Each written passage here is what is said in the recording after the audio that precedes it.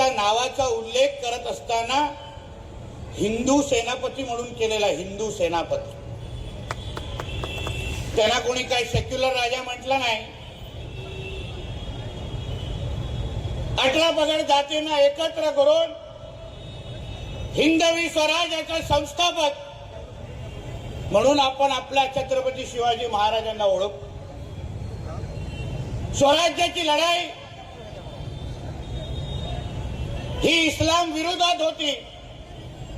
स्वराज्याची लढाई ही हिंदू विरुद्ध मुसलमान होती. हे आपल्याला स्पष्ट सर्वात पहिलं समजून घेतलं पाहिजे. म्हणून आपल्यातले काय आहेत भाडगाव,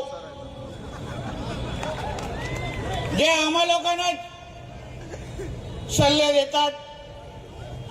जसा सगळा इतिहास त्यांनीच वाचलाय. आम्ही तेव्हा गोट्या खेळत होतो. बोल म्हणे छत्रपती शिवाजी महाराजांच्या सैन्यामध्ये मुसलमान सैनिक होते. काय कोणाच्या पाकिस्तान मधला अब्बा मोजायला गेला होता काय?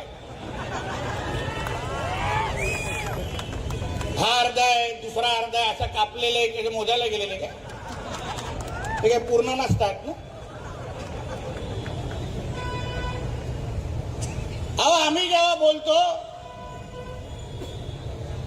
ज्यांच्या विरुद्ध आमच्या छत्रपती शिवरायांनी लढाई केली, स्वराज्य उभं केलं, ते कशाला केलं? हा जो औरंग्य आहे, जो टिपे आहे, ज्याची हे लोक चाटतात, तो काय करत होता औरंग्य नेमका? काय आहे त्याचा इतिहास? किती मंदिर आणि मूर्त्या त्यांनी तोडल्या, किती आमच्या माता भगिनींचं आयुष्य बर्बाद केलं. तो अगर इस्लामचा धर्म वाढवण्याचा प्रयत्न करत नव्हता तर मग त्यांनी आपला हिंदू धर्म मिटवण्यासाठी त्यांनी का प्रयत्न करत होता? आमचे मंदिरं त्यांनी का नष्ट केले? असंख्य धर्मांतर त्यांनी का केले?